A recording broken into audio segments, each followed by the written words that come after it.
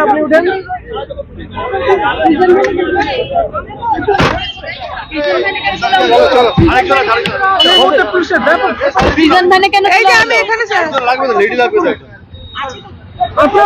করছিলেন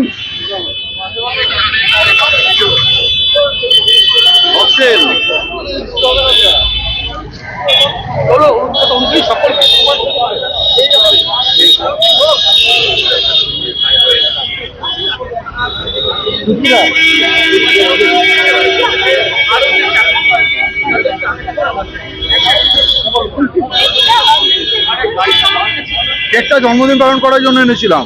আমাদের আজকে কেকটা আনার এটাই উদ্দেশ্য ছিল যে শ্রদ্ধেয় মাননীয় মুখ্যমন্ত্রী শ্রী শ্রী মমতা বন্দ্যোপাধ্যায় ম্যাডামের আজকে জন্মদিন। লেখা ছিল না?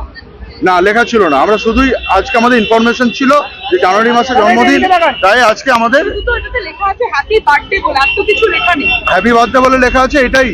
এটাই আমরা করেছিলাম, এটাই আমাদের করা ছিল, কারণ আমাদের খুব তাড়াতাড়ি হ্যাঁ জন্মদিন পালনের মধ্যে আমরা ওনাকে এটাই বলছিলাম যে দিদি আমরা আপনার সন্তান তুল্য।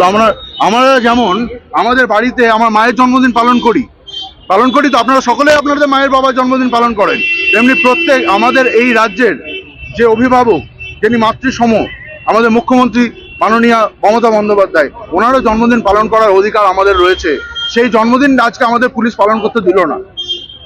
সেই জন্মদিনটা আমাদের পালন করার কথা ছিল সকলে আনন্দ করে, কোনো খুব খারাপ কুমন্তব্য করে নয়, কারণ উনি আমাদের মাতৃতুল্য, আমরা ওনার সন্তান সম, কিন্তু সেইটা আজকে পুলিশ করতে দিচ্ছে না। সেটা তো আপনারা নিজের চোখে দেখলেন তো, যে দুজনকে আমাদের প্রতিনিধিকে ওখান থেকে উঠিয়ে নেওয়া গেল। আপনাদের সহকর্মীদের নিয়ে যাওয়া হলো কেন? আপনারা তো শান্তিপূর্ণ কেন পুলিশকে জিজ্ঞেস করুন না, সেটা তো ওনারা ভালো বলতে পারবেন। ওনারা এই যে পিছনে দাঁড়িয়ে আছে ওনাদেরকে জিজ্ঞেস করুন কেন করবে, কেন সেটা অনুমতি ছিল মিছিল, সেটা তো ওনাকে জিজ্ঞেস করুন, ওনাদের জিজ্ঞেস করুন। একদম আমাদের আজকে জানানো ছিল, আমাদের প্রিন্সিপাল সেক্রেটারির সঙ্গে দেখা করার কথা ছিল, ওনাকে মেল পাঠানো হচ্ছে, ডেপুটেশন দেওয়ার কথা ছিল, কিন্তু সেই ডেপুটেশন একদম আমাদের মেল পাঠানো হয়েছে কালকে আমাদের মেল পাঠানো হয়েছে। আমাদের